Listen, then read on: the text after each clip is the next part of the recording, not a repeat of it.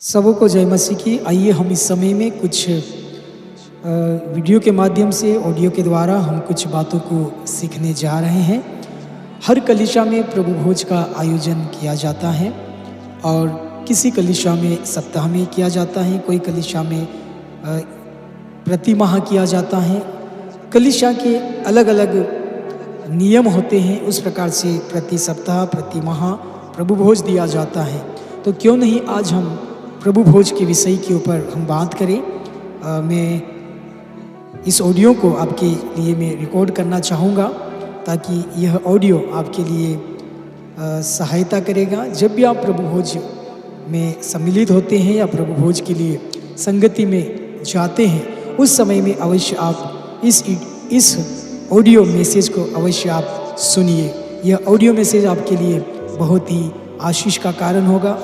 यीशु ने हमें प्रभु भोज आयोजित करने की आज्ञा दी है, परंतु ऐसा समय आता है जब एक व्यक्ति उसमें भाग नहीं ले सकता है।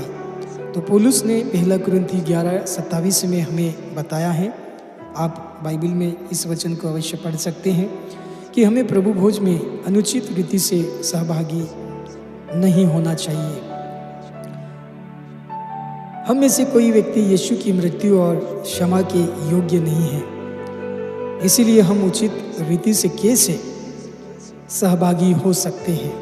इसका उत्तर है कि हमें पहले अपने आप को जांचना चाहिए और हमें अपने पापों का अंगीकार और पश्चाताप करना चाहिए। सिर्फ इसके बाद ही हम प्रभु भोज में सहभागी हो सकते हैं। 1 कुरिन्थी 11:28-31 आप पढ़ सकते हैं। 1 यूहन्ना 1:9 को भी आप पढ़ सकते हैं। उसमें इस प्रकार से लिखा है कि यदि हम अपने पापों को मान लें तो वह हमारे पापों को क्षमा करने और हमें सब अधर्म से शुद्ध करने में विश्वास योग्य और धर्मी है। तो इसीलिए किसी व्यक्ति को अपने पापों का अंगीकार किए बिना प्रभु भोज में सम्मिलित नहीं होना चाहिए। अगर वह व्यक्ति ऐसा करता है तो प्रभु के शरीर और लहू के विरुद्ध पाप करने का अपराधी ठहरता है। 1 कुरिन्थी 11:27 में भी हम इस बातों को पढ़ते हैं। वो व्यक्ति खाने और पीने के द्वारा अपने ऊपर दंड लाता है। इसका परिणाम स्वरूप सजा, कमजोरी, बीमारी या मृत्यु तक हो सकती है। 1 कुरिन्थी 11:29-30 में भी हम पढ़ते हैं। यह एक गंभीर विषय है। कई कलीसियाओं में पाप का अंगीकार किए बिना किसी भी सदस्यों को प्रभु भोज लेने की अनुमति नहीं दी जाती है, क्योंकि ऐसा करने के द्वारा वह स्वयं पर दंड लाता है।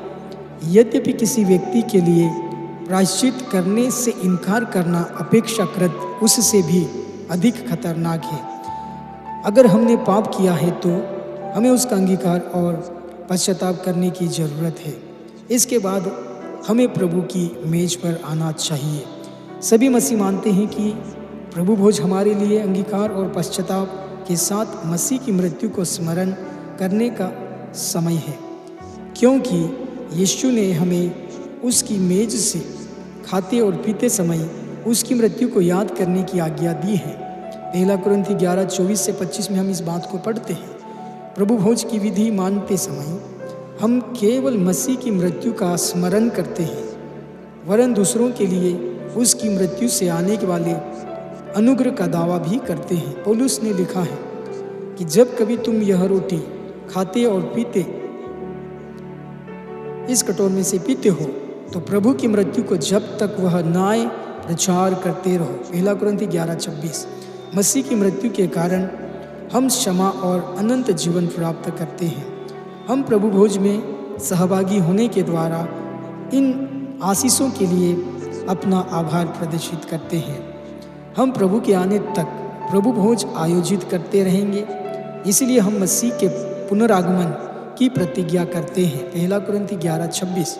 कई मसीह प्रभु भोज को पवित्र सहभागिता कहते हैं।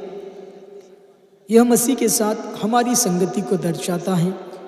यीशु ने कहा, जो मेरा मांस खाता और मेरा लहू पीता है वह मुझ में स्थिर बना रहता है और मैं उसमें।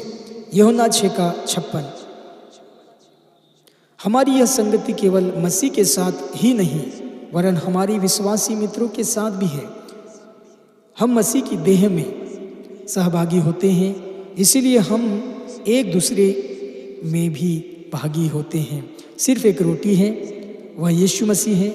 हम बहुत हैं, एक देह है, क्योंकि हम सब उसी एक रोटी में भागी होते हैं।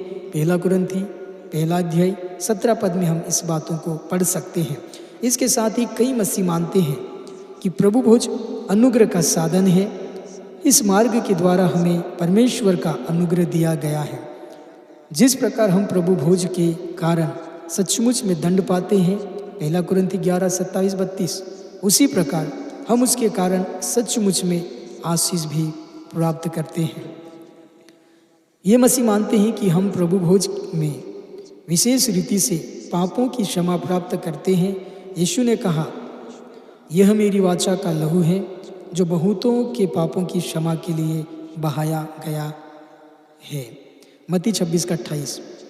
यीशु ने यह भी कहा, जो कोई मेरा मांस में से खाता है और लहू में से पीता है वह अनंत जीवन पाएगा, अर्थात वह सर्वदा जीवित रहेगा तथा वह मुझ में स्थिर बना रहेगा और मैं उसमें। यूहन्ना 6:54-56 में इस बातों को हम देखते हैं। इसीलिए ये मसीह मानते हैं कि प्रभु भोज हमें विशेष रीति से उसका अनुग्रह प्रदान करता है। इस अनुग्रह का निर्माण पापों की क्षमा, मसीह के साथ सहभागिता और अनंत जीवन से होता है। इसका कथन है कि रोटी और दाखरस आंतरिक और आत्मिक अनुग्रह के बाहरी प्रत्यक्ष प्रतीक है।